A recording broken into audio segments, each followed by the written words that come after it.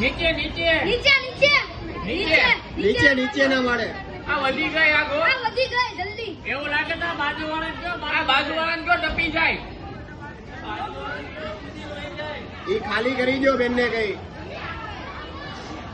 કોઈ નથી કરે. ઓલાને ફોન કરો આગ વધી જ જાય આગ જાજી લાગી ગઈ છે, ખાલી કરી દો આજુબાજુમાં.